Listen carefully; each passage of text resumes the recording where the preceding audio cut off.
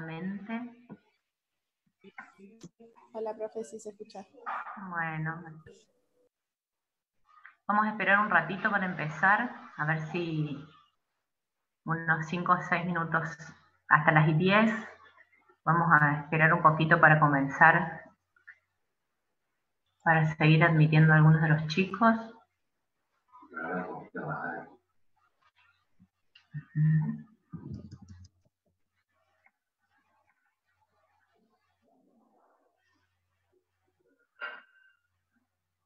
Recuerden que mañana empiezan los trabajos prácticos. Esta semana tienen todos los días alguna actividad. Así que... Porfa, vean el video relacionado con el práctico de mañana, ¿sí?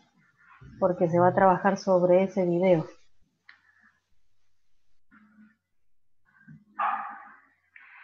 Si ustedes van viendo, nosotros les vamos marcando generalmente en las actividades qué parte del programa analítico vamos desarrollando. Y como les dije el viernes cuando nos encontramos y hablamos de la organización de la asignatura, generalmente no vamos a repetir muchas veces, o sea, lo que es necesario, siempre hay modelos que se reiteran y aparecen reiteradas veces, pero hay muchos de los conceptos que se van a ver en el teórico, o se van a ver en el práctico, o se van a ver en la guía de autoestudio, o en las fichas.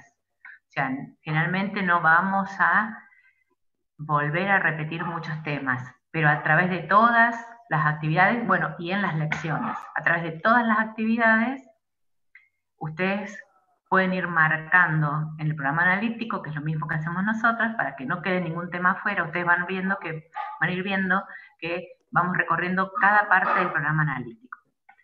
Entonces hoy es el cierre. ¿Se acuerdan que habíamos dicho que los teóricos los vamos a tomar como cierres de cada unidad temática? En el caso de la unidad temática 2 y 3 los vamos a hacer conjuntamente. Así que hoy vamos a hacer el cierre de la unidad temática 1, donde van a ver muchos modelos que los van a aplicar a lo largo de toda la asignatura.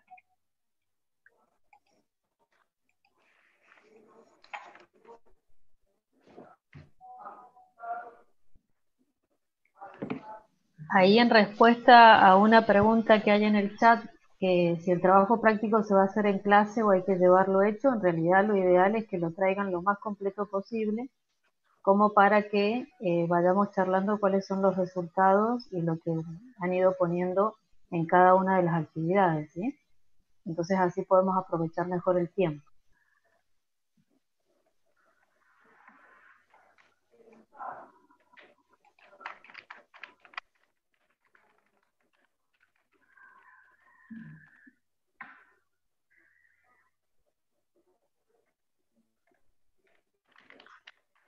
Bien.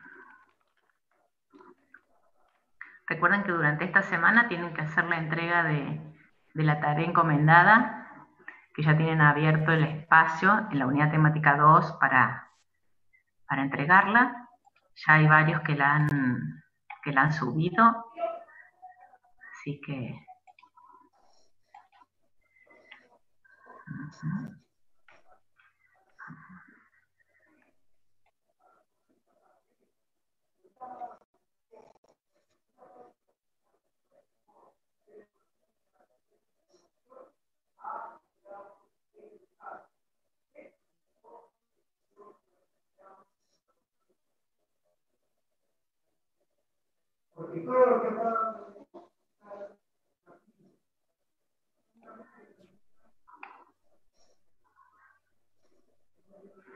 Bien.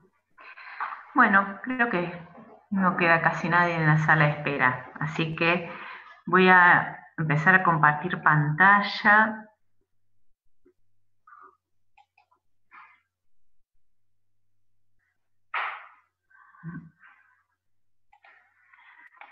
Primero.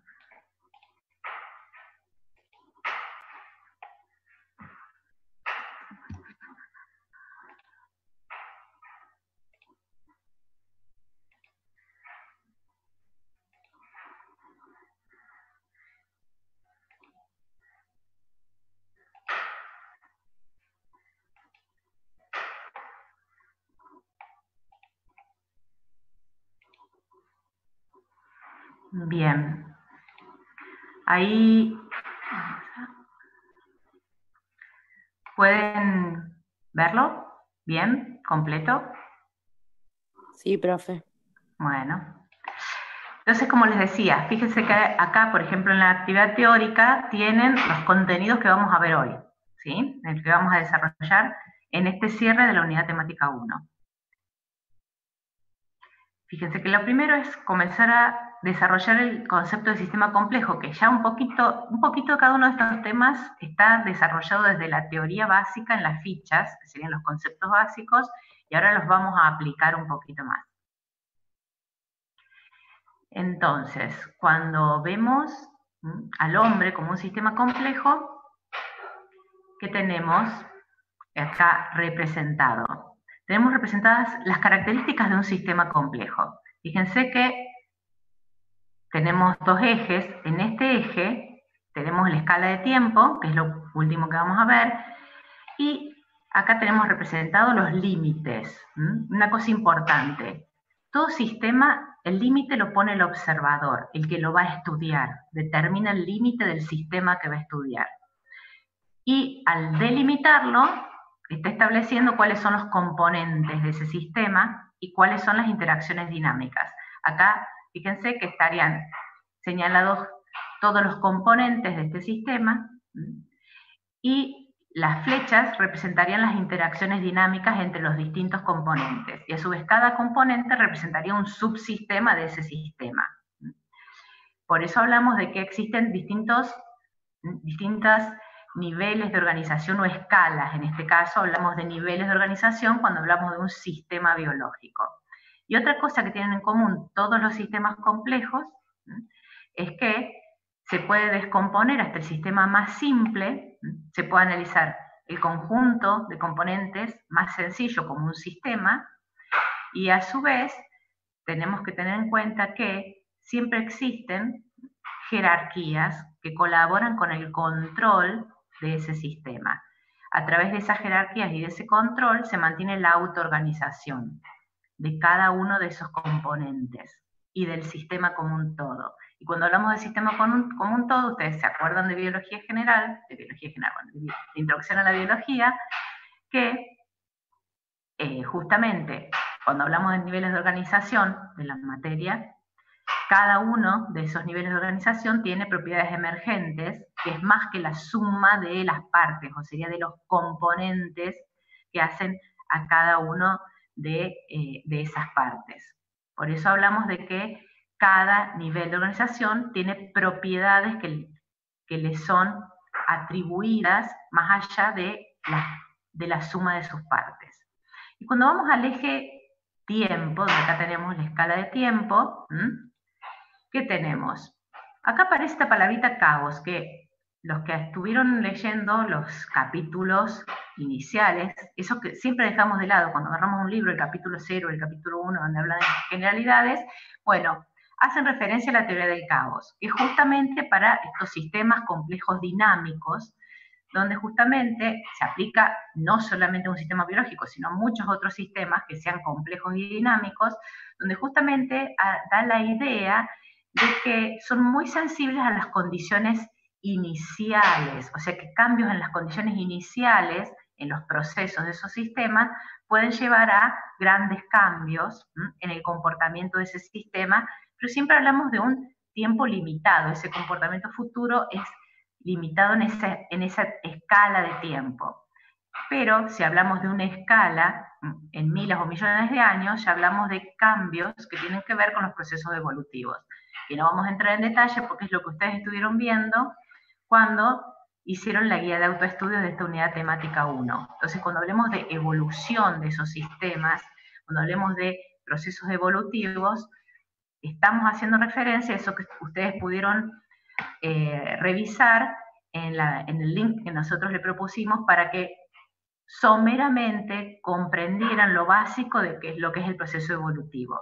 Entonces, que cada vez que hablamos de cambios en los componentes y en los procesos de un sistema biológico, estamos haciendo referencia indirectamente a los procesos evolutivos que llevan a la aparición al azar por todos esos mecanismos que ustedes pudieron ver a través de los procesos evolutivos. Ahora, si nos detenemos en un sistema biológico,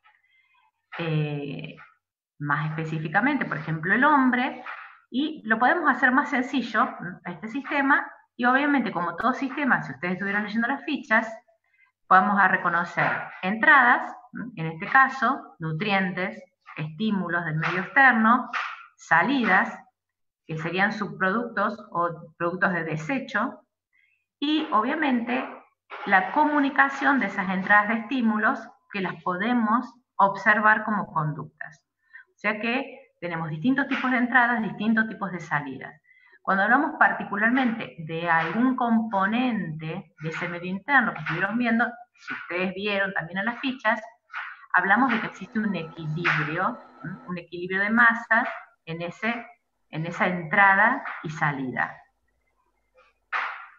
Cuando vamos hacia lo que es los procesos, o sea, lo que pasa dentro con esa información o esos componentes de entrada, vamos a tener esos subsistemas, que fíjense que acá está muy sencillamente diagramado como el subsistema metabólico, o sea que abastece de energía, el subsistema sensorial, que es el que capta principalmente esos estímulos y los transforma en información importante para el organismo, un subsistema genético y un subsistema estructural, que serían los componentes, la sumatoria de todos esos componentes.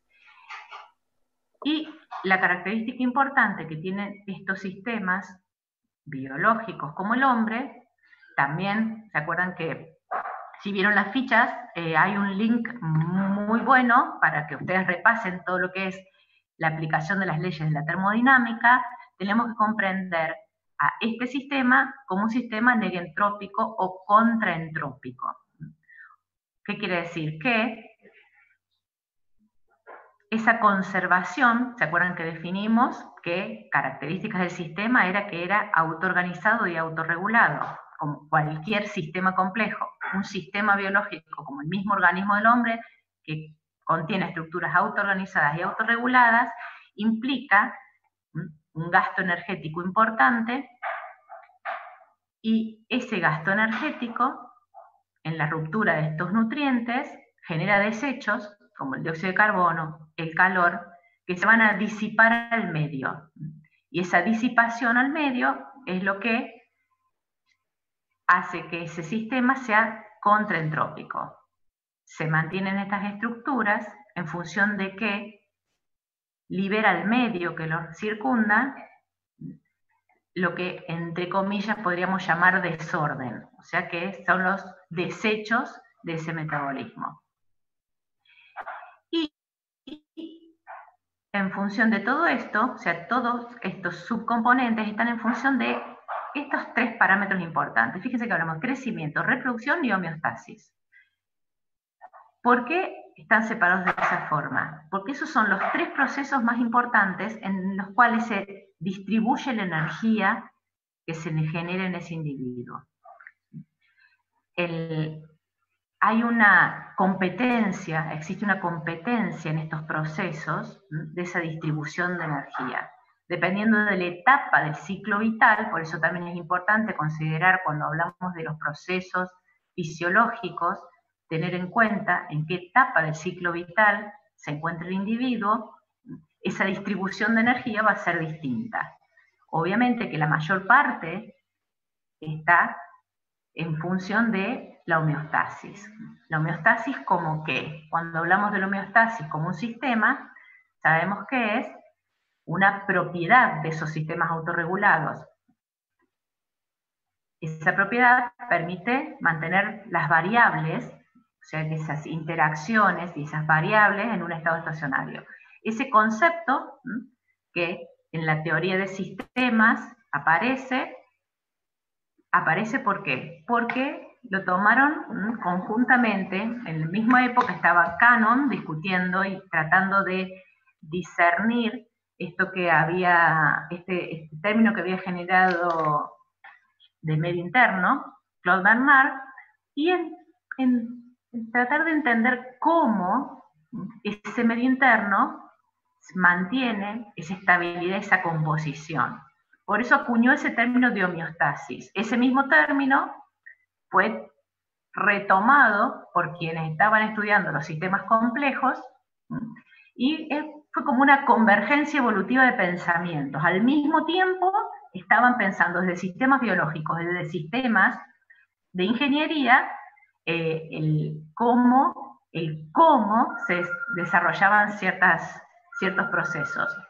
Y ese término homeostasis entonces se aplica tanto a sistemas creados por el hombre como a sistemas biológicos. Pero cuando hablamos de sistemas biológicos, decimos que esa propiedad del organismo es la que ayuda para mantener las condiciones de estabilidad y composición del medio interno. Que ya sabemos que el medio interno, ¿qué es?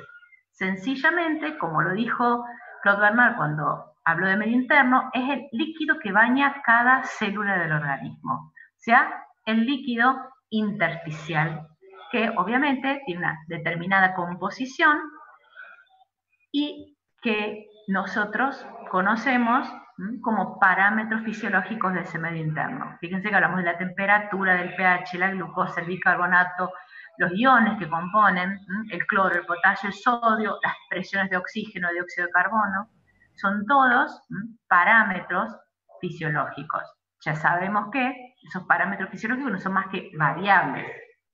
Son variables que lo importante es que cuando hablamos de homeostasis, hay un conjunto de mecanismos homeostáticos, que son un conjunto de procesos, que son los que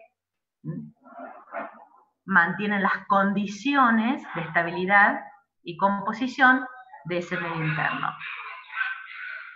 Esos mecanismos se basan en que, nuevamente, confluyen ideas que en esos momentos se estaban generando en dos ámbitos distintos, como es la teoría de sistemas y la teoría del control desde la ingeniería y desde la biología y la fisiología con Cannon y sus grupos de estudio del cómo se generan estos mecanismos para mantener esa composición del medio interno.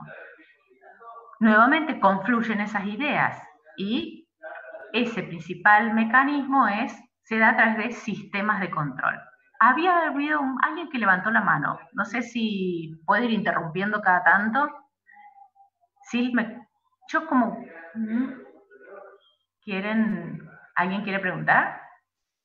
Sí, ahí había una de las alumnas quería preguntar sobre parámetros y variables. Yo le Bien, dije ahora... que al final de la clase, pero... Sí, ahora vamos a ver, al final de la clase si quieren pregunten porque van a ir muchas de sus preguntas se van a ir respondiendo en las siguientes diapositivas. Fíjense que ya hablamos de parámetros y que dijimos, son variables, son todas variables, ¿sí? Que llamamos parámetros porque son las principales variables de ese medio interno que van a terminar siendo justamente controladas, cuando hablamos acá, y reguladas. Por eso fíjense que acá hablamos de una variable regulada. O sea que cuando hablamos de esas variables, hay muchas de esas variables, particularmente las que hacen al medio interno, todas esas que nombramos recién, que tienen sensores específicos, que ese sensor detecta constantemente, está siempre, el sensor está siempre, los niveles de esa variable. Por ejemplo, si hablamos de un osmoreceptor, está detectando constantemente la osmolaridad del medio interno, ¿sí? Esa osmolaridad de ese detector, esa información que detecta, va a confluir a un centro de control, que generalmente, no siempre, está constituido en el hombre en el sistema nervioso central. No siempre, vamos a ver algunas características, pero siempre lo vamos a llamar centro de control. ¿Qué característica tiene ese centro de control? Fíjense que acá hablamos de un set point. Set point, si ustedes leen las fichas, está ahí definido, sería el nivel, el rango en el cual esa variable se mantiene. ¿Se acuerdan que esa constancia, entre comillas, del medio interno habla de cuál es el rango en el que se mantiene esa variable? Ese sería el set point. Esa información es enviada al efector. Ahora, estas flechas que tenemos acá están incompletas. ¿Por qué? Porque esto que tenemos acá, esta vinculación entre el sensor y el centro de control, no es una flecha de por sí, sino que es una vía, es una forma de enviar el mensaje, que puede ser una vía nerviosa o una vía endocrina. Y aquí que tenemos entre el centro de control y el efector, tenemos otra vía, que es la que denominamos eferente, que también puede ser una vía nerviosa o una vía endocrina. O sea que tenemos una vía aferente y una vía eferente.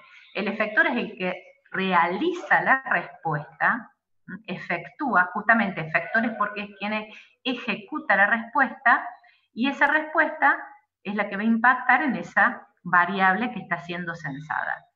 Ahora, este mecanismo, en este sistema de control, esta variable que ha sido controlada y regulada, tiene impacto, es censada nuevamente por ese sensor, y por la acción del efector, el sistema de control tiene éxito cuando tiene una retroalimentación negativa. Ustedes dirán, ¿hay retroalimentación positiva? Sí, hay retroalimentación positiva, pero no es parte de los mecanismos de control de esa variable. Hay 2 o 3 mecanismos que se dan por retroalimentación positiva, pero no son los que se manejan de esta forma, o sea, tienen los mismos componentes, pero justamente la respuesta que dé el efector no tiene la función de restituir el valor dentro del rango de la variable controlada. Típicos ejemplos de retroalimentación positiva, ustedes lo saben de biología, es la liberación de oxitocina en el parto, que la liberación de oxitocina genera que aumente la contractilidad del útero, y el parto, el momento del parto, cuando la cabeza de ese bebé deja de estar estimulando el canal, es cuando la desaparición del estímulo, que sería la cabeza del bebé, desaparece porque ya fue el parto, recién ahí desaparece la señal. O sea que la desaparición del estímulo es lo que corta cuando la retroalimentación es positiva. Por eso no hablamos que los mecanismos de control homeostático como condición de mantención de esto que hablábamos del medio interno, no existe retroalimentación positiva, son todas retroalimentaciones negativas. Ahora, cuando hablábamos justamente de estos mecanismos, fíjense que hay 2 características, que los disturbios pueden ser de origen externo, por ejemplo, cambio de la temperatura externa. Los disturbios pueden ser de origen interno. O sea que, porque generalmente, cuando se habla de mecanismos de control y regulación homeostáticos, de homeostasis, generalmente se habla de que es, entre comillas, ante cambios en el medio externo. Pero vamos a ver a través de la asignatura que la mayoría de los cambios se producen por disturbios en el medio interno, no en el medio externo. Entonces, cuando hablamos de estas principales variables, que son los parámetros fisiológicos que son reguladas, acá que tenemos los que estuvimos nombrando recién. Fíjense, presión arterial de oxígeno, de dióxido, concentración de potasio, de calcio, protones, glucemia, temperatura corporal, presión arterial media, volumen circulante, osmolaridad. Y en esta tablita les resume principalmente lo que hablábamos recién, que lo importante cuando observamos ese modelo de control es que estas variables tienen un sensor, o sea que hay un conjunto de neuronas o una estructura que sensa la presión de oxígeno, o que sensa la cantidad de protones, o que sensa la glucosa circulante. Eso sería el sensor o receptor. Centros de control, que dijimos, fíjense que hay algunos en el sistema nervioso central, y dijimos que otros no están en el sistema nervioso central. Los vamos a ir, cada uno de estos parámetros los vamos a ir desarrollando a lo largo del cursado. Ahora es solamente una introducción para que ustedes comprendan la diferencia entre una variable que es sensada y que a su vez a través de ese mecanismo de control se regula a través de esto, de un sensor, de un centro de control, de un efector y de una respuesta. Las principales, todos estos que están acá, son los que llamamos parámetros, son regulados. Entonces, cuando hablamos del concepto de homeostasis, este tipo de respuesta, este tipo de estrategia, es lo que denominamos homeostasis reactiva. La palabra se los está diciendo. Ante la perturbación que dijimos podía ser del medio externo o del medio interno, de esa variable, que es controlada por el sistema de control, se desencadena una respuesta. Esa respuesta es correctiva, o sea que siempre se inicia después de que existió la perturbación de ese parámetro. Y se caracteriza por ese mecanismo de retroalimentación que es negativa, y esa retroalimentación negativa es lo que mantiene a esa variable dentro de lo que conocemos como rango de normalidad. O sea que una vez que ha sido cuantificada, o sea, esto existe más allá de que el hombre lo haya podido cuantificar. Una vez que lo hemos podido cuantificar, ¿qué quiere decir? Que existen las técnicas, los mecanismos, las técnicas, los aparatos para poder dosar cada uno de estos parámetros. Se ha construido la idea de que existen límites, que serían estableciendo los rangos. Por eso lo que tenemos acá, el valor de referencia, sería como la media, y este sería el rango de normalidad. Cuando a partir del rango de referencia o el valor de referencia comienza a desplazarse hacia uno de los rangos, de los extremos del rango, eso es sensado, se activa el mecanismo de retroalimentación negativa como sistema de control y hacia el otro extremo del rango también. Por eso, ustedes, ¿qué encuentran en los libros?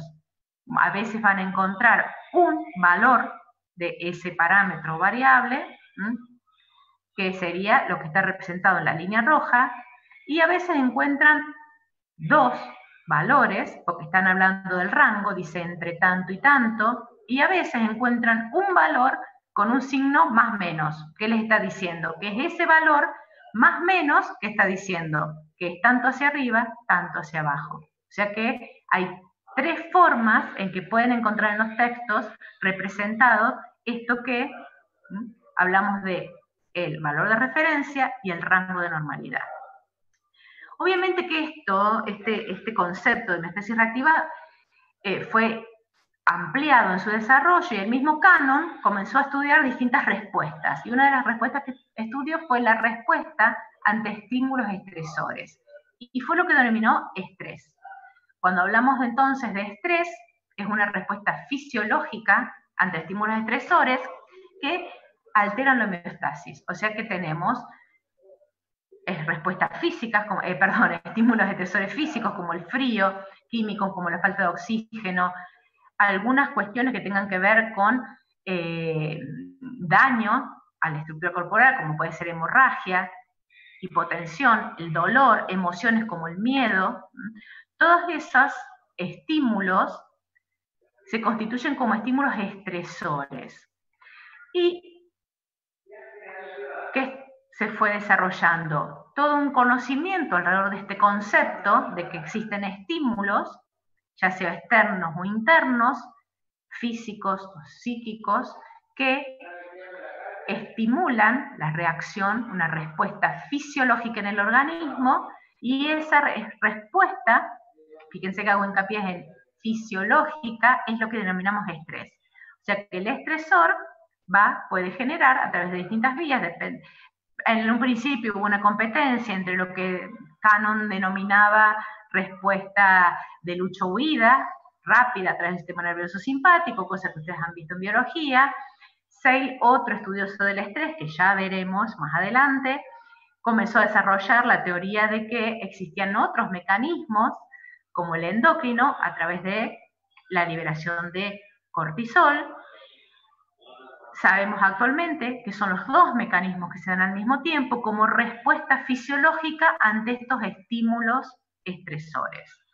Obviamente que nuevamente quedó corto el desarrollo de esto y en la década del 90. ¿Por qué queda corto? Queda corto cuando se aplica este concepto al hombre. Entonces, a partir de este concepto de estrés, se desarrolla otro modelo más complejo, que es el modelo de alostasis. ¿Por qué? ¿Por qué decimos que quedaba corto? Porque en el hombre existe una serie de estructuras que perciben ese estímulo, que pueden evaluar ese estímulo y que pueden desarrollar una respuesta más organizada. Cuando hablamos de estructuras, hablamos, por ejemplo, del lóbulo frontal, de todo lo que es la corteza cerebral. Por eso, lo que se estudiaba en animales, cuando se trasladaron al hombre, se comenzó a ver que existían otros componentes para incluir en ese sistema de respuesta ante estímulos estresores, que es lo que denominamos estrés.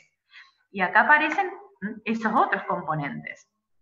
Por eso que se desarrolló otro modelo más complejo, que es el modelo de alostasis, donde esa respuesta ante estímulos estresores de un individuo integra no solo esto que era nervioso y endocrino, sino respuestas cognitivas, emocionales, inmunológicas. Y principalmente relacionadas con qué? Con la experiencia previa, con la historia individual de cada organismo. Por eso la respuesta ante estímulos estresores varía de una persona a otra. Entonces, nuevamente, el concepto de homeostasis va modificándose. Llegamos al concepto de alostasis como un proceso, fíjense, por el cual el organismo da respuesta a estos estímulos, pero incluye en el hombre todo esto que hablamos de sistema cognitivo y emocional.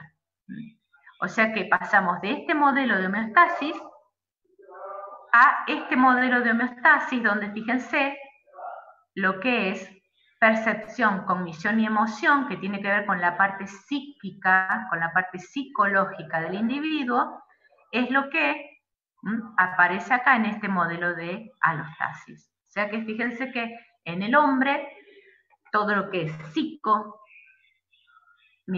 si ustedes observan la ubicación en el modelo, todo lo que tiene que ver con lo psicológico tiene un gran impacto sobre los otros tres sistemas que consideramos cuando estudiamos la homeostasis como los tres pilares que participan en esos mecanismos de control y regulación, que son el sistema nervioso, el sistema endocrino, que son los primeros estudiados, por ejemplo, en estrés, y el sistema inmune.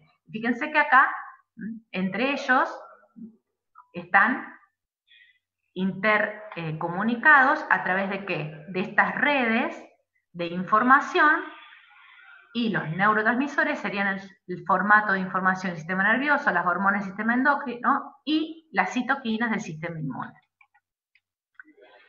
Obviamente que nuevamente queda corto el concepto de homeostasis, más allá de este crecimiento hacia la alostasis, al observar ciertas características de algunas variables, de algunos parámetros fisiológicos que se modifican a lo largo del día, como la misma temperatura corporal, el mismo hecho de pasar de un estado de vigilia a un estado de sueño, y entonces se incorpora un nuevo término, que lo incorpora en la década del 80 también, 80-90, Muret, y empieza a hablar entonces de que existe una homeostasis predictiva. Una homeostasis predictiva, si bien el título de su trabajo original, fíjense que habla de versus, pero es por una comparación, no quiere decir que es homeostasis predictiva o homeostasis reactiva. Constantemente los dos procesos se están dando. ¿A qué llamamos homeostasis anticipativa-predictiva? Nuevamente son estrategias que se activan, a diferencia de lo que hablábamos de la homeostasis reactiva, que era que estaba el estímulo, se sensaba y se reaccionaba, justamente el sistema reaccionaba en función de ese estímulo. En este caso, la respuesta está predefinida y el cambio se da antes de que se produzca la variación en ese parámetro. Por lo tanto, eso permite que exista una organización temporal en las funciones del organismo. ¿Qué implicancias tiene eso? ¿Se acuerdan? Es una de las primeras diapositivas donde les mostraba que la energía que se genera en el organismo está abocada, dependiendo de la etapa del ciclo vital, siempre aparece la homeostasis. Después hay etapas del ciclo vital que están abocadas al crecimiento y otras partes a la reproducción. Bueno, la energía es muy importante, por lo tanto, existen mecanismos que hacen más eficiente las respuestas en términos energéticos. Y la homeostasis anticipativa-predictiva es uno de estos mecanismos. Cuando hablamos entonces de homeostasis anticipativa-predictiva, nos remitimos directamente a cambios. Fíjense que hablamos de que son respuestas predefinidas. Si hablamos siempre en biología de respuestas predefinidas, nos vamos a ir directamente a genes. Predefinido, gen. El gen es el que va a determinar ciertos tipos de respuestas. Fíjense que dice predefinida antes de que sucedan los cambios. O sea que esa temporalización es evolutivamente antigua. Y vamos a hacer referencia a ¿qué? Al ciclo luz-oscuridad, a los ciclos estacionales y también a el acceso a la comida. O sea que hay 3 estímulos importantes que a lo largo de la evolución han ido funcionando como, y ahora, fuerzas selectivas que condujeron a este tipo de homeostasis. La más estudiada y la más importante como estímulo es la luz. Y entonces ahí nos dirigimos a desarrollar el tema de que hablamos de ritmos circadianos. Cuando hablamos de circadianos hay muchos tipos de ritmos. Nosotros solamente nos vamos a enfocar a estudiar el ritmo circadiano, que sería el ritmo que nos vincula con el medio externo, con ese ciclo luz-oscuridad. Cuando hablamos entonces que estamos vinculados evolutivamente a ese ritmo luz-oscuridad, estamos hablando de que el ritmo luz-oscuridad es un ciclo de que se da por la rotación y traslación de la Tierra, ¿sí? Y es lo que da ritmicidad a las condiciones de luz y también de temperatura, porque se va estableciendo ese cambio en las estaciones. Entonces, esos ritmos, que hablamos de ritmos circadianos, han sido originados hace miles de millones de años. En las primitivas células se fueron estableciendo por estas presiones de selección que existieron constantemente en la evolución, que existían células donde algunos genes que se replicaban en el periodo nocturno, obviamente generaban una mayor eficiencia ante la exposición a la radiación ultravioleta, porque en esas épocas, cuando hablamos de células primitivas, no existía capa de ozono. Por lo tanto, aquellas células que no se replicaban en el periodo nocturno tenían muchísimo más daño en su replicación y terminaban no prosperando. Lo que lleva a hablar entonces de que hay un sistema molecular circadiano, es lo que llamamos reloj celular, o sea, cada célula del cuerpo contiene un reloj celular en sus genes. O sea que hay un grupo de genes, que seguramente ustedes los vieron en genética, regulan su propia transcripción y a su vez así regulan la función de esa célula en un ritmo cercano a las 24 horas. Y intracelularmente, ese mecanismo tiene un sistema de control a través de un feedback negativo. O sea que ahí no vamos a entrar en detalle de cuáles son los genes, lo importante es que ustedes tengan el concepto de que los relojes, estos relojes internos, no es que estén en una estructura o dos estructuras, están en cada una de nuestras células. ¿Por qué? Porque existen genes dentro de cada célula que sus transcriptos, este simbolito de esta onda quiere decir que son genes que participan de este ritmo, en el cual, a medida que se producen, se acumulan, y su acumulación, o sea, su producto, hace retroalimentación negativa sobre su propia transcripción. Y eso en un lapso cercano a 24 horas. Y hay algunos de esos transcriptos que tienen impacto en otros genes que son los que hacen a la función de esa célula. Ahora, lo importante es que ese ritmo, que dijimos que está organizado en periodos de luz-oscuridad, en ese ciclo geofísico de la Tierra, en estos miles de millones de años, en el hombre tiene un sistema. Nuevamente dijimos que cuando hablamos de sistemas complejos delimitamos el sistema. Entonces acá estamos delimitando el sistema como un sistema circadiano. En ese sistema vamos a comenzar a ver cuál es el estímulo y cuál es la principal estructura que conocemos como marcapasos, que es el núcleo supraquiasmático.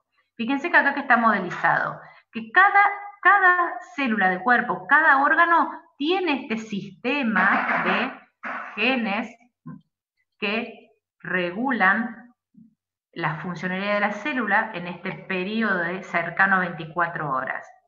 Ahora, tiene que haber existe una forma de que se sincronice.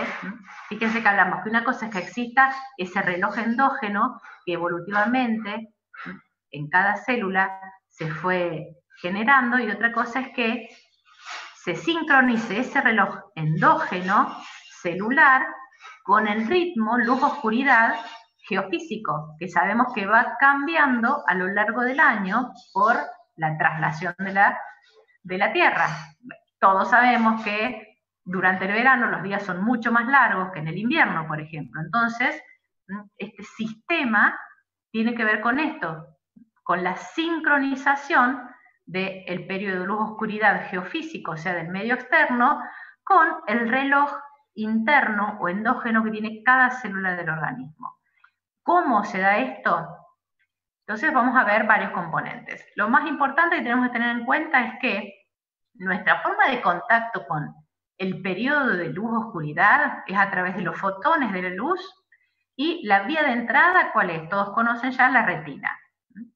Ahora, hay cierta longitud de onda de la luz que es sensada por un tipo particular de célula de la retina que solamente es activada por esta longitud de onda y que se llama, son células ganglionares de la retina que contienen melanopsina. O sea que, fíjense, tenemos conos, bastones, pero estos no son ni conos ni bastones porque no participan de la conformación del sistema visual, sino que forman parte del sistema circadiano. Estas células de la retina tienen la capacidad de ser activadas por esta longitud de onda, que es alrededor de 500 nanómetros, y la melanopsina que está en sus membranas activa. Fíjense que la melanopsina tiene como una estructura parecida a un receptor que atraviesa 7 veces la membrana, que son los parecidos a proteína G. Fíjense que acá tenemos, activa una proteína G, activa un sistema de transducción celular, y eso activa la vía neuronal que está vinculada a esa célula ganglionar, que se llama vía retino-hipotalámica. nuevamente se lo dice, la información va de la retina al hipotálamo. ¿Quién está en el hipotálamo? El núcleo supraquiasmático. O sea que ahí tenemos ya el inicio de este proceso. Cierta longitud de onda es captada por células especiales de la retina que contienen un tipo de sensor, que sería receptor, que traduce la señal externa de esos fotones en un potencial de acción. Ese potencial de acción, por la vía retino-hipotalámico, arriba ¿a dónde? Al núcleo supraquiasmático. Y acá tenemos la ubicación del núcleo supraquiasmático, por encima ven del quiasma óptico, y ese núcleo supraquiasmático es un conjunto como núcleo. Cuando llamamos núcleo, ustedes a lo mejor ya lo han visto en histología, cuando hablan de sistema nervioso, en anatomía, calculo que todavía no lo vieron, porque siempre lo ven al final. Un núcleo, cuando hablamos de núcleo en el sistema nervioso central, es un conjunto de cuerpos neuronales. O sea que acá tenemos modelizado esto que está. Fíjense que tenemos como cuerpos neuronales de distintos colores, porque eso tienen el contenido de esas neuronas es distinto. Por lo tanto, por eso hablamos de que tiene como dos partes el núcleo supraquiasmático. Porque contiene distintos tipos de neuronas, de cuerpos neuronales. ¿Por qué hablamos de eso? Contiene distintos tipos de neuronas que contienen distintos mensajeros. Fíjense entonces, acá tenemos 3 tipos de mensajeros. BIP, GABA y ABP. Son 3 tipos de neurotransmisores que se van a liberar desde estos cuerpos neuronales. O sea que ya tenemos por acá esta vía que va de la retina al núcleo supraquiasmático, donde se libera un neurotransmisor que es excitador, o sea que estimula al núcleo supraquiasmático. Y ahora la cuestión es, dentro de esta red neuronal, fíjense que acá si podemos considerar, por ejemplo, podemos considerar el mismo núcleo supraquiasmático como un sistema. Recortamos nosotros el sistema y vemos entradas y salidas del núcleo supraquiasmático, y acá que tenemos una red. Cada uno de estos conjuntos de neuronas son distintos componentes o subsistemas dentro del núcleo supraquiasmático. Por eso hablamos, volviendo a hacer referencia a lo primero, nosotros delimitamos, ahora una vez que delimitamos un sistema, ubicamos componentes, ubicamos entradas, ubicamos salidas y ubicamos relaciones. En el caso del núcleo hipotalámico supraquiasmático, es la estructura del sistema nervioso central que denominamos marcapasos. ¿Por qué? Porque el marcapasos, en el sentido de que es el principal regulador del resto de los relojes endógenos. Este neurotransmisor, que se llama glutamato, es el que estimula al núcleo supraquiasmático. ¿Qué pasa entonces con esta integración, con todas esta red de componentes? Vamos a complejizarlo un poquito más, porque estamos hablando de un sistema complejo. Nosotros vimos esto solamente, que la retina, a través de esas células ganglionares, llega información, libera glutamato, estimula algunas de esos conjuntos de células que componen el núcleo supraquiasmático. Pero ahora si lo vemos, el núcleo supraquiasmático tiene muchas más entradas. Por ejemplo, del núcleo del RAFE, que es un conjunto de neuronas que está en el tronco del cerebro, o estos dos núcleos, uno que tiene que ver con la parte de núcleos geniculados y otro con el sistema límbico, o sea que recibe información de otros sectores del sistema nervioso, y lo que ven en línea de puntos negras serían las salidas, que serían las eferencias o outputs, que van a un montón de núcleos. No vamos a entrar en detalle, pero son todos núcleos que tienen que ver con un montón de funciones, vitales, que son la mayoría núcleos del hipotálamo. Están muy cerquita del núcleo supraquiasmático porque son también núcleos hipotalámicos. Entonces vamos a ver un ejemplo. La información llega al núcleo supraquiasmático y esas vías que vimos, esas eferencias, van a inervar el tronco del cerebro y también parte de la corteza, y también van a regular la función de la hipófisis. O sea que esta información que llegó al núcleo supraquiasmático va a ser llevada a través de las neuronas eferentes que parten del núcleo supraquiasmático a otras estructuras hipotalámicas. Todas estas son estructuras hipotalámicas. Fíjense que cada una tiene su reloj, porque sabemos que cada célula tiene su reloj, por lo tanto, el que, entre comillas, vamos a hacer una analogía, el que pone en hora el resto de los relojes del cuerpo es el núcleo supraquiasmático. Y acá vemos una forma neuronal, o sea que hay un montón de estructuras a las cuales el núcleo supraquiasmático arriba a través de sus propias eferencias, principalmente otros núcleos del hipotálamo. Esos núcleos del hipotálamo son muy importantes porque van a regular conductas, van a regular la liberación de hormonas y van a regular al sistema nervioso autónomo. Hay otra forma a través de la cual ese núcleo supraquiasmático coordina los ritmos circadianos con otras estructuras periféricas, a donde no arriban neuronas eferentes del núcleo. Y eso lo hace a través de la melatonina. Algunos de ustedes ya han oído hablar de la melatonina, a lo mejor en biología o en histología, que es la hormona liberada por la glándula pineal. Acá que tenemos la ubicación, ¿sí? Acá tenemos el núcleo supraquiasmático como parte del hipotálamo y acá tenemos la ubicación de la glándula pineal.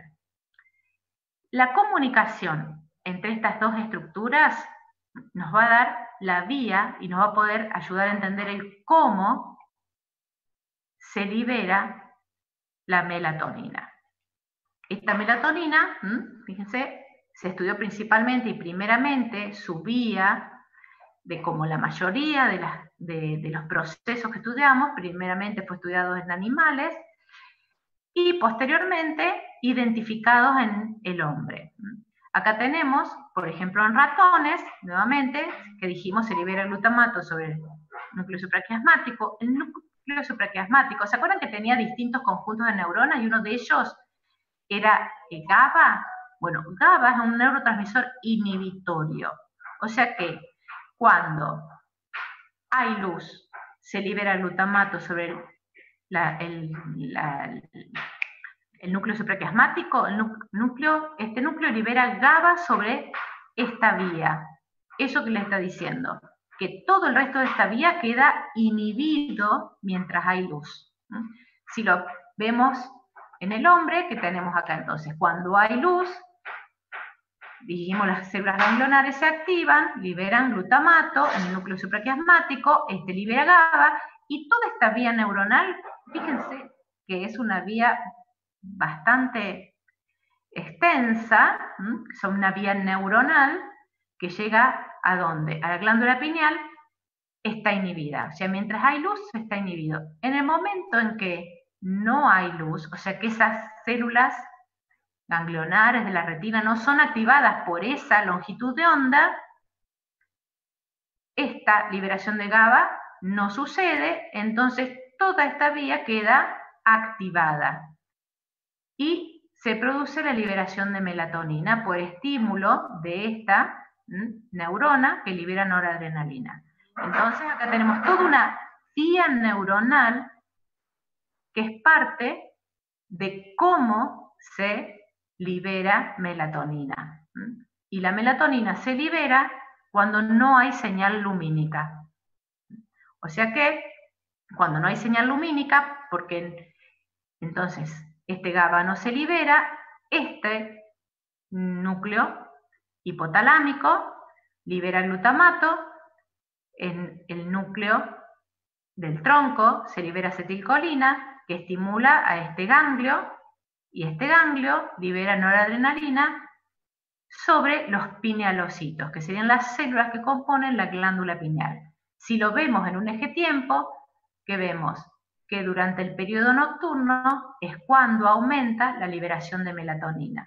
Y mientras está aumentada la liberación de melatonina, esa misma melatonina que tenemos acá, una retroalimentación negativa. O sea que fíjense que tenemos un sistema en el cual también hay un control por retroalimentación negativa. Por lo tanto, podemos decir que la melatonina es una señal química circulante porque pasa a sangre, esta glándula pineal vierte la melatonina a sangre y está dando señal química de lo que dura la noche. ¿Ven? Fíjense que durante toda la noche se libera melatonina. Entonces, ¿cómo se sintetiza y libera esa melatonina? Todo esto lo que estuvimos viendo, del hipotálamo, llega al ganglio, se libera noradrenalina durante la noche. ¿Qué pasa en el pinealocito? Se activa un receptor, en este caso, bueno, receptor beta, un subtipo de receptor, que ya tendremos tiempo para ver. Hay nuevamente un mecanismo de transducción, que a través del aumento del AMP cíclico activa una proteína quinasa A y estimula, ¿qué cosa? A través de esa proteína quinasa A, la síntesis activando la enzima, que sería la enzima limitante de la síntesis de melatonina, cuyo precursor es el triptófano. O sea que se activa la síntesis y se libera la melatonina al torrente sanguíneo. Fíjense acá que tenemos un capilar muy cerca de este pinealocito, o sea que se vierte a donde al torrente sanguíneo. Por eso la melatonina se libera durante la noche, pero hay otras dos cosas importantes que hay que tener en cuenta cuando hablamos de un mensajero químico. Más allá de saber cómo es la activación para que se libere, cómo es la síntesis, también es cómo a lo largo del ciclo vital, porque dijimos que hay modificaciones, ya sea en la etapa de crecimiento, en la etapa reproductiva, en la vejez, hay cambios en estos sistemas. Y eso sería que acá tenemos, o sea que hay cambios a lo largo del día en este ritmo circadiano para esta hormona y hay cambios en el ciclo vital. ¿Qué tenemos acá? Ejemplificado en la curva, esta curva son los niveles de melatonina que se llegan en la noche entre los 5 y 10 años. Fíjense cómo cambian los niveles de melatonina cuando llegamos o tenemos más de 65 años. O sea que hay cambios también a lo largo del ciclo vital que hay que tener en cuenta, porque nos ayudan a explicar el cómo se producen ciertos cambios entre la niñez y la vejez. La melatonina, a su vez, ejerce su acción a través de receptores de membrana. Y hay una cosa importante acá a tener siempre en cuenta, que este es un ejemplo. A través de este ejemplo vamos a ver varios conceptos. Uno es que puede haber distintos receptores. En la mayoría de los mensajeros químicos hay 2 o más subtipos de receptores, y que en general estos subtipos de receptores tienen distinta afinidad por el mensajero químico. O sea que pueden tener gran afinidad o alta afinidad o baja afinidad. Que tenga alta afinidad quiere decir que con muy poquita liberación está estimulado. Baja afinidad, que quiere decir que se necesita mayor cantidad circulante para que esté estimulado. En este caso hay 2 subtipos de receptores que reciben esos nombres, 1 y 2, lo pueden encontrar como LM o MT, y están acoplados nuevamente haciendo hincapié en que cada mensajero, este mensajero endógeno, tiene receptores de membrana o pueden ser intracelulares o intranucleares, pero siempre esos receptores son los que traducen la información a cambios en la célula. En este caso, el receptor de melatonina es uno acoplado a proteína G, pero están acoplados a proteína G en forma invertida. AGI y AGQ acoplados, fíjense, en AGI que disminuye los niveles de AMP cíclico y AGQ activando los niveles de diacilglicerol e IP3. Ahora, cada uno de ellos, el MT1 tiene esa actividad y el MT2 el opuesto. Fíjense que en una célula en actividad, ¿qué vamos a tener? MT1 acá tenemos, ¿ven? GI, que inhibe la adenilatoxiclasa, disminuye los niveles de AMP cíclico, estimula GQ, a través de la fosfolipasa C, aumenta la actividad de PKC, los niveles de calcio intracelular, termina impactando ¿en dónde? En la transcripción génica. Ahora, acá hay un proceso que quiero que nos detengamos, que pueden existir los dos subtipos de receptor en la misma célula. Se sabe que el MT1 es el que ejerce los efectos sobre la transducción. Ahora, esto que tenemos acá en este recuadro, donde la adenilatoxiclasa está impactada por distintos mecanismos de transducción, activados por distintos receptores. En este caso, los dos de melatonina pueden ser, puede haber otros más acoplados. Por ejemplo, acá, que este es un factor de crecimiento, o una prostaglandina, que tenemos acá lo que se conoce como crosstalk, o sea que el resultado en esa célula de la acción sobre los niveles de MP cíclico no es solo el de la melatonina sobre MT1, sino si hay prostaglandina circulando, si hay algún factor de crecimiento, si está activado, depende de los niveles de melatonina, si se llega a activar MT2 o no. O sea que es la sumatoria de todos los receptores que tiene una célula en el mismo momento, por ejemplo, para conocer cuál es el efecto real sobre los niveles de MP cíclico. Generalmente hacemos como un recorte tan chiquito de la realidad o de ese sistema que perdemos la idea del todo. Entonces a veces nos parece incongruente la información, pero es porque tenemos que tener en cuenta que una célula recibe muchos tipos de señales distintos al mismo tiempo. Por ejemplo, entonces, cuando hablamos de melatonina, que dijimos por el torrente sanguíneo llega a un montón de esos relojes que tenemos en el resto de las células y en cada una de las células, a nivel del mismo cerebro, a nivel del músculo esquelético, de tejido adiposo, de hígado, de páncreas, y en cada una de esas células regula la actividad y lo hace que vuelva a ser coordinado con manteniendo el ritmo luz-oscuridad. Entonces, dentro de esas funciones dijimos melatonina, señal neuroendocrina para el fotoperíodo, dijimos señal química de la duración de la noche. También tiene otras funciones porque tiene la capacidad, acá está, tiene su capacidad porque no solamente tiene receptores de membrana, también tiene receptores citosólicos y receptores nucleares que tienen alta capacidad de eliminar radicales libres. Modulador de la función reproductiva, porque tiene un gran impacto sobre el eje reproductivo, y esa duración de la relación día-noche establece, principalmente en los animales, un impacto sobre la función reproductiva, y por tanto modulador del sistema inmune a través de la acción sobre los linfocitos. O sea que cuando hablamos de melatonina, no nos tenemos que restringir solamente a que es parte del sistema circadiano, sino que tiene otras funciones a nivel celular. Una de las funciones es inducir al sueño, ayuda a inducir al sueño y mantener el sueño durante la noche. Y eso habla del estado, el ciclo vigilia-sueño. ¿A qué llamamos sueño? Hay tres cosas importantes que tenemos que tener en cuenta. Reactividad de conciencia reducida. ¿Qué quiere decir reactividad de conciencia reducida? Que no tenemos capacidad de responder a estímulos muy fácilmente. Contenidos de conciencia suspendidos o ilógicos.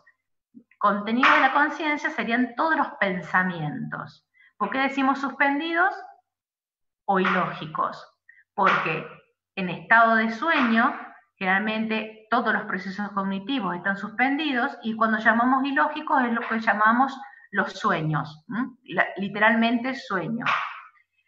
Reducción rápida y reversible, o sea que podemos pasar del estado de sueño a vigilia de una forma rápida y reversible, y la respuesta a estímulos internos es mucho mayor que a estímulos externos para revertir ese paso de sueño a vigilia.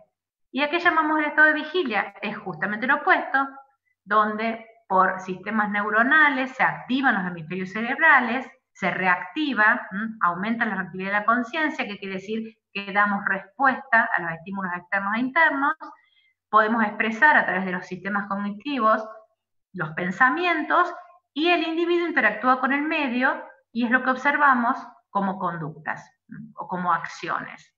Cuando hablamos entonces de conciencia, porque fíjense que hablamos mucho de reactividad de la conciencia o expresión de la conciencia, como les dije, es la capacidad de reaccionar ante estímulos del medio externo o interno e integrarlo a las redes neuronales. Por lo tanto, ese ciclo vigilia-sueño es muy importante, tenemos que tenerlo siempre en cuenta cuando estamos mirando, observando al individuo como un todo, y por un lado sabemos que está coordinado por el núcleo supraquiasmático a través de esas vías neuronales que van directamente a los centros nerviosos que inducen el sueño o activan la vigilia, también a través de esos niveles elevados de melatonina durante la noche. No vamos a entrar más en detalle, porque ya cuando veamos sistema nervioso veremos particularmente cada uno de estos procesos. Ahora es para que lo integren a que vean que cada una de estas variables que hablamos nosotros, que vamos a ir hablando a lo largo del cursado, cada uno de estos parámetros van a estar impactados por estos ritmos y algunos se van a expresar de una forma en la vigilia y otra forma en el sueño. Y ese ciclo vigilia-sueño también tiene mucho que ver con la liberación, por ejemplo, de hormonas, porque si bien la melatonina se libera durante la noche mediante el mecanismo que recién expresamos, hay otras hormonas que tienen un ritmo, vigilia-sueño, que se establece una diferencia porque aumentan antes, durante el amanecer, antes del despertar, que es, por ejemplo, el cortisol. O sea que los niveles de glucocorticoides, fíjense acá en humanos, ¿sí?, que tenemos, que es totalmente distinto al roedor. Pero ¿cómo es distinto al roedor? Sí, porque el humano tiene hábitos diurnos y el roedor tiene hábitos nocturnos. O sea que estos ritmos de ciclo vigilia-sueño también determinan el patrón de actividad de cada individuo. Cuando hablamos del patrón de actividad de cada individuo es que a lo largo de los estudios de estos ritmos circadianos se identificó que existen personas, fíjense que acá que tenemos en este eje los niveles de melatonina en plasma y acá las horas del día. Fíjense que hay personas cuyo nivel de melatonina en plasma aumenta, el pico lo tiene alrededor de las 20 horas. ¿Esto qué quiere decir? Que a partir de ahí comienza a descender. Si comienza a descender la melatonina, quiere decir que estamos perdiendo el sueño, se activa y aumenta tempranamente los niveles de cortisol. Por eso hablamos de cronotipo matutino, porque tiene un despertar muy temprano. O sea, inicia la vigilia en forma muy temprana. El cronotipo intermedio, que es el más común, donde la melatonina, el pico es alrededor de las 2 de la mañana y el despertar es alrededor de las 7, 8 de la mañana. Y después tenemos un cronotipo vespertino. ¿Qué pasa en estos casos? Fíjense, el pico de melatonina se da más cerca de las 6 de la mañana. Por lo tanto, ¿por qué se llama vespertino? Porque el despertar de esas personas se da cerca del mediodía. Son todos cronotipos distintos. Ahora, puede llegar, todas estas señales que vimos en este sistema circadiano pueden llegar a desincronizarse y eso genera muchas patologías. Cada vez más patologías están vinculadas a esta desincronización. Porque nosotros dijimos que tenemos este sistema, la señal lumínica, que es la que vimos como principal, se le llama Zeitgeber, que es en alemán, obviamente no lo sé pronunciar bien en alemán, que serían las principales señales que coordinan o que sincronizan el medio externo con el reloj interno. Teóricamente, todo funciona bien, como lo explicamos recién. O sea que a través del núcleo supraquiasmático, ya sea por vías neurales o por la liberación de melatonina, se sincronizan adecuadamente los relojes de cada una, endógenos de cada una de las células. Por lo tanto, todas las funciones fisiológicas, ¿sí?, se desencadenan, si bien puede ser un cronotipo vespertino, un cronotipo más tardío, pero todas tienen un ritmo más o menos sincronizado con el ritmo luz-oscuridad. Ahora, hay otro tipo de señales, como la comida o señales sociales, que también tienen impacto sobre este ritmo circadiano y que pueden generarse exposiciones irregulares, ya sea a la luz, al acceso a comida o a través de los tiempos que establece la cultura o el trabajo. Por eso hablamos de tiempos sociales. Típico ejemplo, quedarnos hasta altas horas de la noche estudiando, sobre todo expuestos al tipo de luz que son artificial, que tienen un impacto directo sobre la inhibición de la liberación de melatonina durante la noche. Ya nos estamos desincronizando con el ritmo luz-oscuridad. Ritmos de trabajo nocturno, desincronizando con el ritmo luz-oscuridad. Y otro importante factor externo es el acceso a comida. O sea que vamos a tener muchos efectos no deseados cuando ese ritmo circadiano se desincroniza. Y vamos a tener problemas, obviamente, para inducir el sueño, para despertarnos, problemas conductuales relacionados directamente con eso, problemas con el ciclo de alimentación y horas de ayuno, que tiene directa relación, como tenemos acá, con el ciclo de almacenamiento de energía y utilización de energía en el organismo.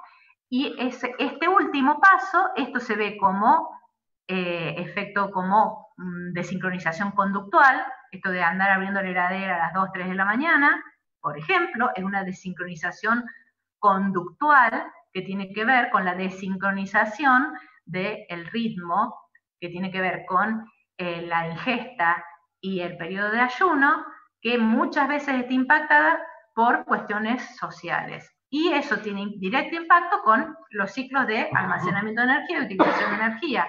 Y eso tiene impacto directo sobre lo que podemos observar en la clínica o en la bioquímica de un paciente observacionalmente, por ejemplo, en el tipo de adiposidad que tiene, y bioquímicamente en los niveles de triglicéridos, en el nivel de glucosa, si hay resistencia a la insulina. Todos estos cambios ya los vamos a ver más adelante. Lo que tiene que dar claro es que cuando estamos desincronizados vamos a tener un impacto en el organismo muy importante. Obviamente que si vamos a tener en cuenta el concepto de alostasis, ¿se acuerdan que hay un conjunto de respuestas que se dan ante situaciones de estrés? Por ejemplo, una situación de estrés del organismo es esta desincronización. La desincronización genera una situación de estrés. La respuesta, esa respuesta de estrés ante este estímulo estresante que es la desincronización, mantiene la homeostasis durante cierto tiempo, y eso se llama carga alostática. O sea que el organismo puede compensar durante mucho tiempo que los parámetros fisiológicos no se modifiquen. Pero llega un momento en que son superadas esos procesos internos del organismo de compensación que llevan a mantener la homeostasis de los parámetros fisiológicos, y ahí es cuando se supera la carga alostática y se llega a lo que conocemos como, por ejemplo, síndrome metabólico. O sea que no es que si estamos 2 días despiertos vamos a tener este impacto, sino que es cuando superamos todos los procesos fisiológicos que están activados como respuesta ante esta situación. Cuando son superados, pues se llama sobrecarga alostática, comienzan a aparecer todas estas patologías. Relacionado con lo que es el ciclo que tiene que ver con la alimentación, solamente para que tengamos en cuenta, cuando veamos regulación de la ingesta, lo vamos a ver en detalle, que así como la luz, la comida también es una señal externa, sobre todo el acceso a comida, y tenemos un conjunto de núcleos en hipotálamo. Todo esto que ven acá en amarillo son un conjunto de núcleos hipotalámicos que están en estrecha vinculación y que son los que, por ejemplo, regulan la ingesta. O sea que fíjense que ya hablamos de varias cuestiones que se integran a nivel hipotalámico, como dijimos, el núcleo supraquiasmático, coordinándonos o sincronizándonos con el ritmo luz-oscuridad.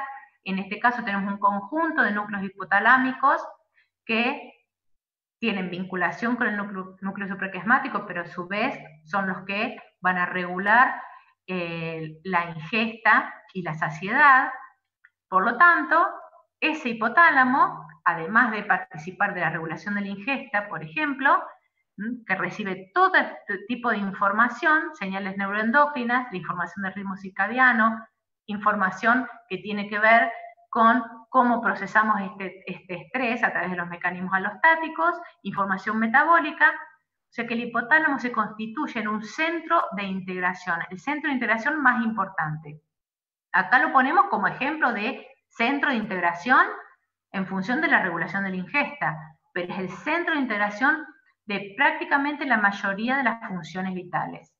Por eso cuando hablamos del hipotálamo como conjunto de núcleos que conforman una red y que en el organismo es el principal centro integrador. Cuando hablamos de red de información, así como hablamos de núcleo supraquiasmático, ¿qué quiere decir que es una red de información? Que va a tener señales de entrada, por ejemplo, señales de entrada que pueden ser metabolitos, otras señales de entrada que son las señales que vienen de otras estructuras nerviosas, como por ejemplo el sistema límbico, y señales de salida, o sea que desde el hipotálamo va a partir información, ya sea a través de la hipófisis, por el eje hipotálamo hipofisario, y así impactar sobre el sistema nervioso, neuroendocrino. Va a activar también lo que conocemos como sistemas modulatorios difusos, que son amplias redes neuronales que regulan toda la función del sistema nervioso central, y también va a través de un conjunto de núcleos, principalmente del tronco, regular la función del sistema nervioso autónomo. Por eso decimos que toda esa información que se integra en esas redes, que las podemos representar así, siendo cada uno de estos núcleos un núcleo y un conjunto de cuerpos neuronales que tiene una interacción a través de distintas sinapsis entre ellos y se integra la información, que es lo que sale. Acá tenemos entrada, salida, si vemos al hipotálamo como un sistema, a través de estas vías que dijimos. Y ese hipotálamo como centro integrador de señales tanto externas como la luz, la temperatura, o señales internas, la osmolaridad, otras hormonas como glucocorticoides, leptina, que se integran a nivel del hipotálamo, y dijimos que tienen distintas vías de salida. Una de ellas es el sistema autónomo, sistema hipotálamo hipofisario. Fíjense que también llega a la corteza cerebral, y lo que nos interesa acá es que también impacta en el sistema somático, nervioso somático. El sistema nervioso somático es la división que ejerce la acción, o sea, el que se va a transformar en una conducta. Por eso cuando hablamos de mecanismos homeostáticos, siempre hablamos de sensores, vías de aferentes, centro de control, vía eferente, receptores. Ahora le incorporamos que eso convive con una regulación de sincronización con el día y la noche, pero a su vez parte de esos efectores son los procesos conductuales. Y justamente por eso que está representado ese proceso conductual. Expuestos al frío, el hombre, a través de sus procesos conductuales, se abriga, ¿sí? Desarrolla conductas que son parte de la respuesta homeostática al frío. Entonces, cuando hablamos de conducta o comportamiento, los vamos a usar como sinónimo, los vamos a ver como estrategias adaptativas que actúan justamente, como les decimos recién, efectores de la homeostasis. También estas estrategias lleva a que estemos en contacto con miembros de la misma especie, o sea, con otros hombres o con miembros de otra especie, y siempre se van a ver expresados como cambio de actividad del organismo, o sea, como acciones. Por eso acá hablamos de que la expresión es a través del sistema motor somático. Entonces, la conducta, si lo vemos en un modelo sencillo, ¿qué vamos a tener? Estímulo, receptor, fíjense, volvemos a repetir el mismo modelo, y acá, en la expresión del efector, se da la respuesta, que es una conducta. Si lo vemos en un sistema más complejo, ¿qué tenemos? Que la ejecución del acto motor, tenemos un centro integrador, que puede ser la médula, si esto es un acto reflejo, y que tenemos acá un montón de sistemas neuronales, de redes neuronales corticales que pueden desarrollar respuestas y se ejecutan un comportamiento. Por eso tenemos que tener en cuenta que ya sea un acto reflejo, donde el centro integrador es la médula, o una ejecución de un comportamiento más complejo, donde se integró al nivel cognitivo, siempre la conducta es parte de la respuesta homeostática. Y cuando hablamos del sistema cognitivo, ¿de qué hablamos? De esa red neuronal que está inervando y que comparte información e integra información en la corteza, principalmente en el lóbulo frontal. Y entonces ahí pasamos al último tema, que es la integración psico, neuro, endocrino, inmune. Fíjense que fuimos sumando cosas. Entonces, cuando hablemos de sistemas de control y regulación, nunca tenemos que perder de vista que estamos integrando todas estas partes, la parte psíquica, la parte neuronal, la parte endocrina y la parte inmune. Cuando hablamos de las características de las evidencias fisiológicas del carácter social del hombre, porque esta parte psico, la parte más importante, es al hombre como ser social, que es la parte de estudio de la sociobiología. La sociobiología, entonces, ¿qué estudia? Justamente volvemos al concepto de evolución. ¿Cómo estudiamos, cómo se estudia la evidencia biológica del hombre como ser social? A través de grupos de grandes simios, con los que compartimos el 99% de los genes. Somos 99% iguales, particularmente este grupo de simios que se llaman bonobos, y donde compartimos expresión de las emociones, compartimos que tenemos aprendizaje social, compartimos que existen distintos tipos de relaciones sociales. O sea que a través de esos estudios se va evidenciando las bases biológicas del hombre como ser social. Ahora, ¿qué nos relaciona y qué nos separa? Dijimos que hay un 99% de similitud entre el humano o la rama antropoide de los chimpancés y bonobos. ¿Qué es lo que nos está diferenciando principalmente? Es la parte, el desarrollo cognitivo. Y principalmente, fíjense acá, no es la cantidad de neuronas, sino la cantidad de astrocitos y oligodendrocitos en los cerebros. Y hay una cosa muy importante, que es que en el desarrollo ontogenético, durante el desarrollo embrionario, es la activación de un transcriptor en el cromosoma 10, que fíjense cómo se llama, esta sigla, ARE, tiene que ver con que es un promotor que acelera el desarrollo neocortical, principalmente ¿en dónde? En el lóbulo frontal.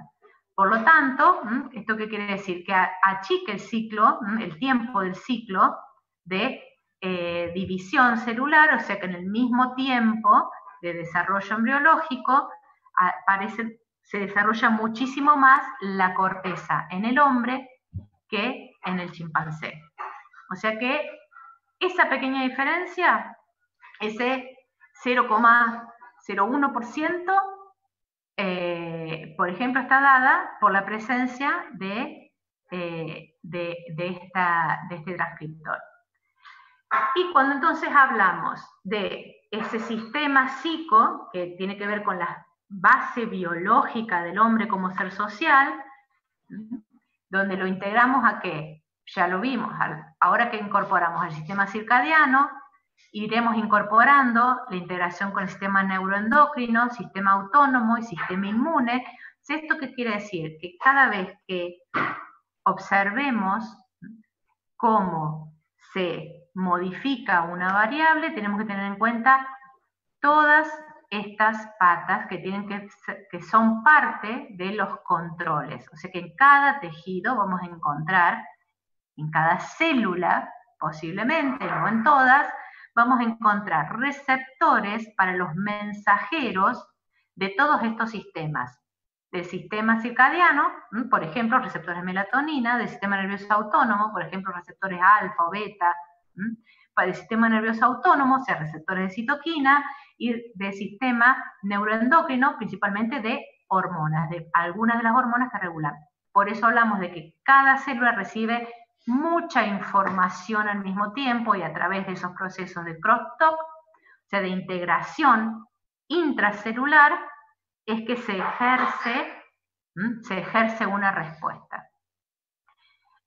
Acá entonces terminamos de observar cómo entonces ese ambiente social impacta sobre el sistema nervioso central a través del sistema cognitivo y a través de la liberación de neurohormonas y neuropéptidos va a tener impacto sobre el sistema endocrino y el sistema inmune. Y a su vez el sistema endocrino con sus hormonas y el sistema inmune con la citoquina.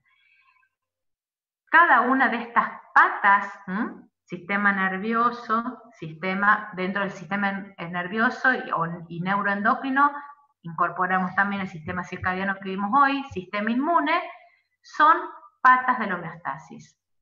Un típico ejemplo es que, nuevamente, volvemos al concepto de estrés, que más adelante veremos cómo se dan todos estos procesos, pero sencillamente acá es que hay estructuras nerviosas que detectan estos estímulos estresantes, que van a ser procesados entonces en esta corteza prefrontal, y a su vez a través del sistema nervioso simpático se van a activar, y a través del sistema neuroendocrino, la liberación de mensajeros que pueden impactar sobre el sistema nervioso, sobre el sistema inmune, y este sistema inmune libera citoquinas que, por ejemplo, pueden ser proinflamatorias. O sea que todos estos sistemas están íntimamente involucrados. Ya vamos a ver algunos ejemplos cuando veamos sistemas de defensa, como la exposición a ciertos agentes estresores pueden modificar el perfil bioquímico de estas citoquinas, haciendo que aumenten las citoquinas proinflamatorias o que aumenten las citoquinas antiinflamatorias. Y otra cosa importante que se viene incorporando en los últimos años es que tenemos que tener en cuenta otro sistema que convive con nosotros, lo vamos a ver mucho cuando veamos el sistema digestivo, que es la microbiota. Porque esa microbiota, es ese conjunto de microorganismos que conviven con nosotros, tienen también un impacto, que acá está señalado por esta flecha, botón A, de impacto tanto sobre el sistema nervioso, el sistema inmunológico y el sistema endocrino. O sea que, como ven, hablamos del hombre como sistema complejo, porque a su vez adentro de cada una de estos los podemos subdividir en otros sistemas y subsistemas.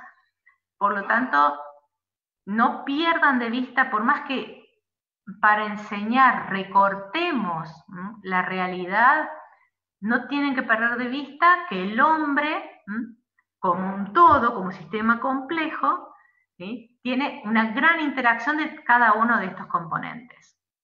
Bien, entonces, 3 o 4 cosas de cómo aplicar mientras están estudiando fisiología estos conceptos. Primero, siempre tener en cuenta el concepto de sistema y recordar que nosotros podemos delimitar al sistema.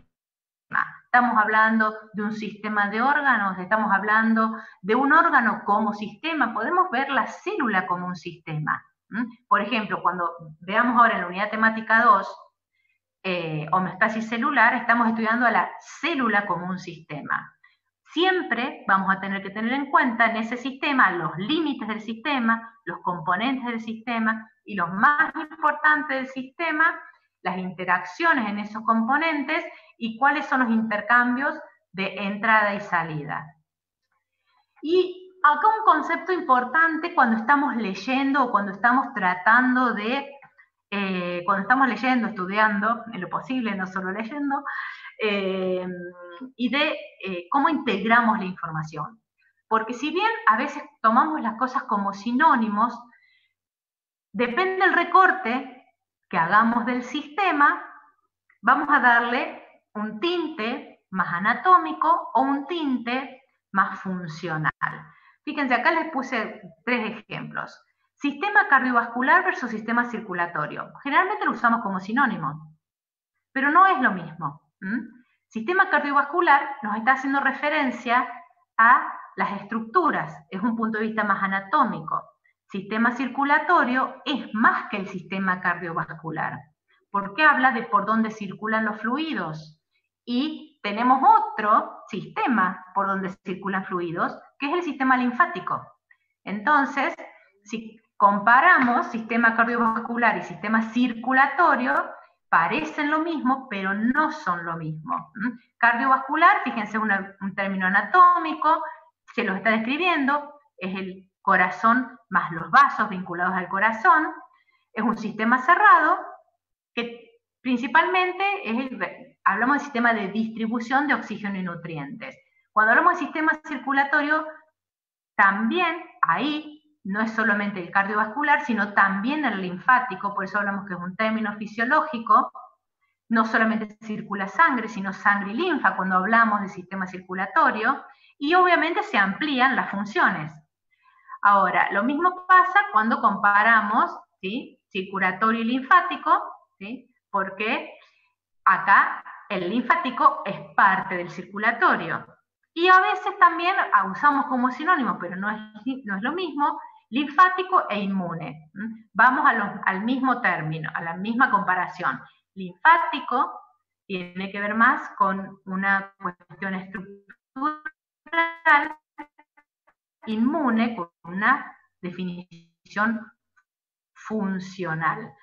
O sea que el sistema inmune incorpora muchos más psicos, es parte del sistema inmune. Por eso es muy importante que tengamos en cuenta, cuando estamos estudiando, el término, porque el término nos ayuda a delimitar de qué sistema estamos hablando.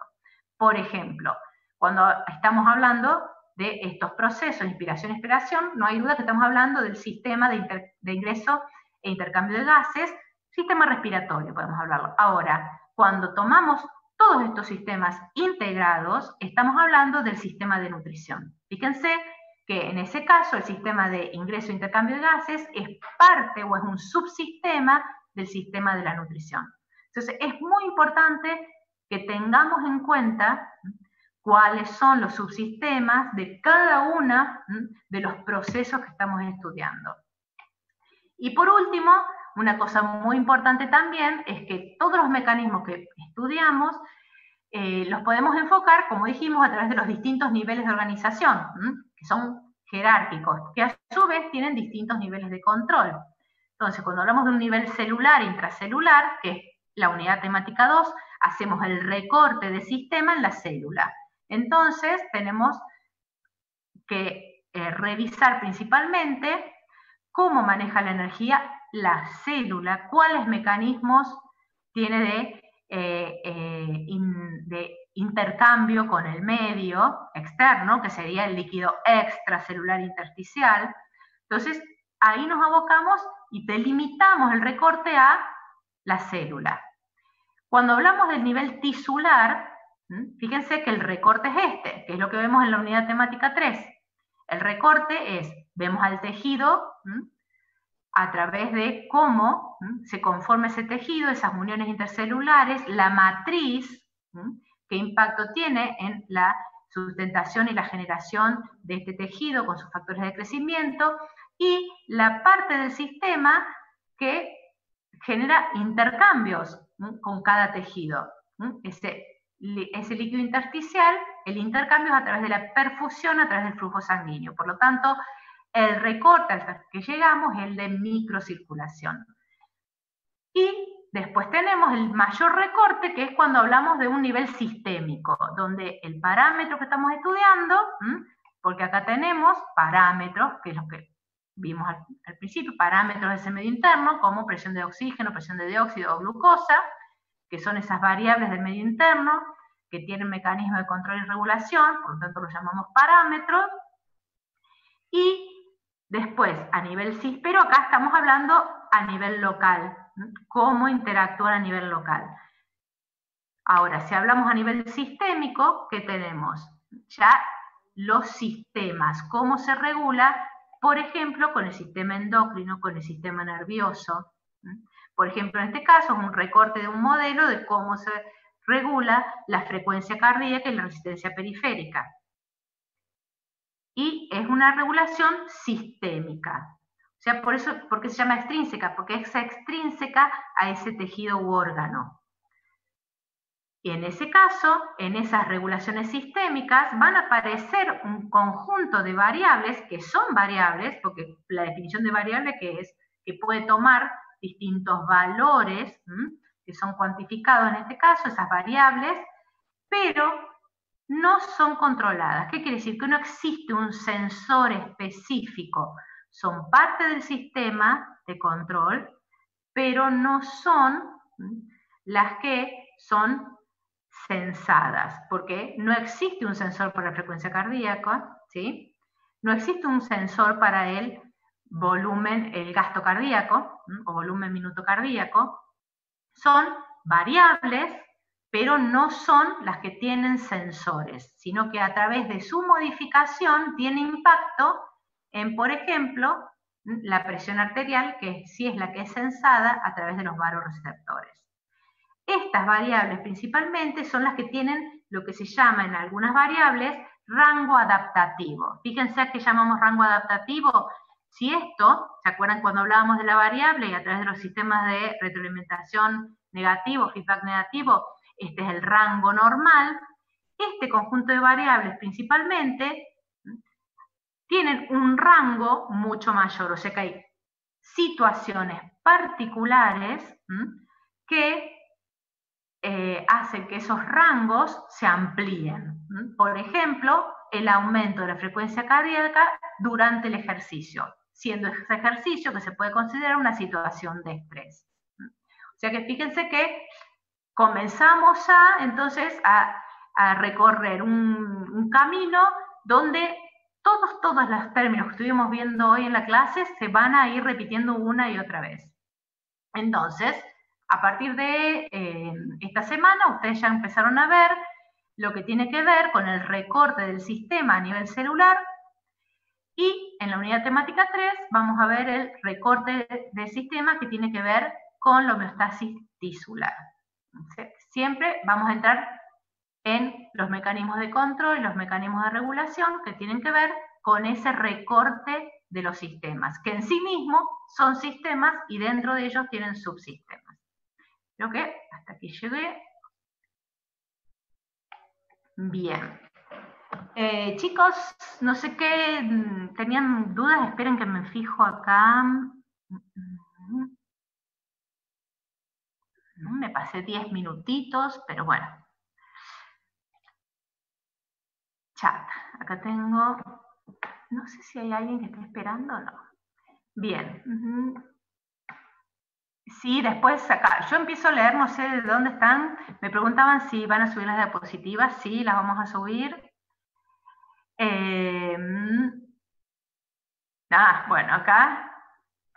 Vieron, ya se empezaron a sentir reconocidos cuando hablamos de desincronización, cuando hablamos de estrés.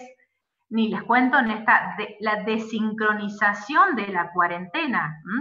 Obviamente todo el impacto negativo, esto que se habla de que hay un impacto negativo de la cuarentena, justamente es ese el enfoque, que nos estamos desincronizando en la actividad diaria y eso tiene un impacto negativo en la salud que es muy importante.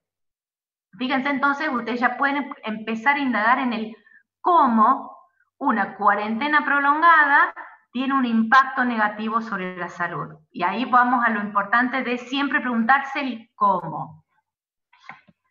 Podría, a ver, chicos, ¿quieren abrir el micrófono? Porque yo así no pierdo el que me quiera preguntar.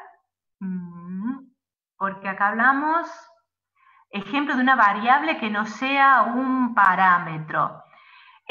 Por ejemplo, la estatura. La estatura es una variable, pero no es un parámetro. No es un parámetro del medio interno. Bien. Bien, justamente la desincronización, los niveles de sueño son lo que más nos desincronizan, justamente. Pero como les dije, lleva mucho tiempo. Si están estudiando 3 o 4 días toda la noche, no es que se van a desincronizar. El problema es si son meses así. A ver, entonces, todo parámetro es una variable, pero no toda variable exactamente. Así es. Bien, el rango que se mantiene, a ver qué más. Definir set point. Bien, ahora voy. Bien, set point, ¿se acuerdan que sería el valor, vamos a poner entre comillas, el valor medio que registra el sistema de control? Ahora, eso parece, es súper aplicado a la ingeniería. Si lo tenemos que traducir a un sistema biológico, sería, por ejemplo, dijimos, osmoreceptores en el hipotálamo, que sensan la osmolaridad de ¿qué? Del líquido intersticial. Esos osmoreceptores son neuronas, ¿sí? Son neuronas que tienen intercambiadores y que, dependiendo de la osmolaridad, lo que van a ver esta semana, aumentan o disminuyen su volumen celular. Entonces, el set point sería el nivel medio en el cual ese volumen, la osmolaridad del líquido intersticial mantiene la tonicidad y esa neurona se mantiene en el volumen adecuado y descarga una frecuencia de potenciales de acción que sería lo que sería la señal de que la osmolaridad es la normal. O sea, nosotros decimos, la osmolaridad es normal. En el sistema nervioso todo se traduce al idioma del sistema nervioso, que es potenciales de acción. Entonces, cuando cambia la osmolaridad, esas células, esas neuronas, que son los osmoreceptores, o disminuyen su volumen o aumentan su volumen. Y al aumentar o disminuir su volumen, modifican la frecuencia de descarga. El rango en el cual se modifica la osmolaridad y se modifica la frecuencia de descarga es lo que conocemos como ese rango de oscilación. El set point sería el nivel medio, que sería la osmolaridad equivalente a 300 miliosmoles por litro, que sería lo que se registra, donde la frecuencia de descarga mantiene al sistema activado y solamente se va a activar más o va a disminuir la frecuencia de descarga ante aumento de la osmolaridad o ante disminución de la osmolaridad. O sea, esto de decir sensa, aumenta, sensó que aumentó la variable, que disminuyó la variable, siempre tenemos que pensar el cómo. Ya vamos a ver, ahora son ejemplos generales, vamos a ver en cada caso el cómo se sensa, cómo se traduce esa información en un potencial de acción o en la liberación de un mensajero, como vimos hoy, que se traduce, por ejemplo, la señal de la noche, cómo se traduce en la liberación de un mensajero interno, que es la melatonina. Bien. Bien. No sé si tienen alguna otra pregunta. A ver. Un mecanismo, a ver. Un mecanismo de control. Eso se puede ver. Esperen que no sé dónde empezó esto. Acá ya están hablando de la cuarentena. Si se puede volver, más que a controlar, sería sincronizar. ¿Sí? Sí, se puede volver. Es más, las personas que trabajan de noche, las personas que hacen un viaje contra, por ejemplo, de acá a Australia, donde salimos de un día y llegamos el día anterior, por ejemplo, depende para qué lado vamos. Si vamos para un lado de los meridianos o para el otro lado, que es lo que conocemos como jet lag, se vuelve, nos resincronizamos a través de justamente de este sistema circadiano, se puede resincronizar. No es que quedamos desincronizados constantemente. Un mecanismo de control puede tener múltiples centros de control. Bueno, justamente, depende el recorte del sistema que nosotros hagamos cuando estamos estudiando, vamos a encontrar uno o muchos sistemas de control. ¿Sí? Por eso decimos, si hablamos de la célula, ya en la misma célula tenemos un montón de sistemas de control. Sistemas de control a nivel genético, la AMP quinasa, sistema de control metabólico. O sea que ya en la misma célula, si el recorte es la célula, ya tenemos muchos sistemas de control. Ahora, para una misma variable, podemos tener distintos niveles, distintos sistemas que impacten en ese control o regulación. Cuando veamos el sistema de la presión arterial, vamos a ver que existen distintos sistemas que se sinergizan y a veces se antagonizan en el control y regulación de la presión arterial. Negentropía. No me lo hagan explicar. Bueno, negentropía se lo explico rápido, pero por favor, tómense el tiempo, creo que son 5 minutos, de ver el video donde ustedes en las fichas tienen leyes de la termodinámica, tienen el link a un video que lo explica bellamente, muy sencillamente, o sea que si les quedaron dudas de química, biología, de las leyes de la termodinámica aplicadas al organismo, está bellamente explicado. Cuando vamos a definir negentropía o sistema contraentrópico, es cuando hablamos de un sistema que se autorregula y que conserva su estructura. Sabemos que por las leyes de la termodinámica todo sistema tiende a ¿qué? A la desorganización, a aumentar su entropía. Entonces, la forma en que este sistema, que es abierto, que es complejo, mantiene su entropía, es convirtiéndose en contraentrópico o negentrópico. ¿Por qué? Porque a través de los sistemas disipativos elimina los desechos, el calor, que son los que generan dentro del sistema el aumento de entropía. Por eso se denominan contraentrópicos o negentrópicos. Bien. Bueno, lo del rango lo entendieron. Bien. Sí, se te descontrola el sueño. Si bien vimos que hay como fenotipos de personas que naturalmente tienden a despertarse muy temprano, toda la vida, a las 6 de la mañana, otros que se tienden a despertarse a las 8 de la mañana y otros que tienden a despertarse al mediodía. Ahora, pero eso es porque es el fenotipo, como vimos ahí, los 3 principales fenotipos. Ahora, por la desincronización, ya sea por cuestiones sociales, porque tenemos trabajo nocturno o porque estamos estudiando de noche, el acceso a comida, al abrir la heladera, ya decimos, porque no estamos, también porque el acceso a comida en ciertos horarios vinculados al ritmo luz-oscuridad ayudan a mantenernos sincronizados. Al tener la heladera abierta con la luz artificial, abrimos, comemos a la hora que sea, todo eso hace que llevemos a la desincronización del sistema. Obviamente que podemos volver a sincronizarlo, pero tenemos que cognitivamente hacer un trabajo para establecernos los horarios, restablecernos los horarios de comida, y a través de eso, literalmente el sistema cognitivo y lo que podríamos llamar la voluntad, volvemos a sincronizarnos.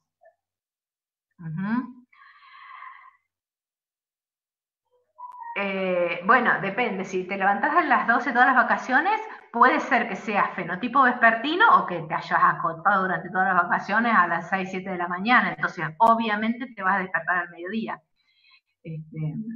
Porque las horas de sueño, o sea, después cuando veamos más adelante la forma de inducción del sueño, ahí la acumulación a nivel del sistema nervioso central de adenosina estimula los centros del sueño. Entonces, va a llegar un momento en que el sueño se va a inducir sí o sí. Lo que pasa es que se induce de una forma tardía y desincronizada al ritmo luz-oscuridad.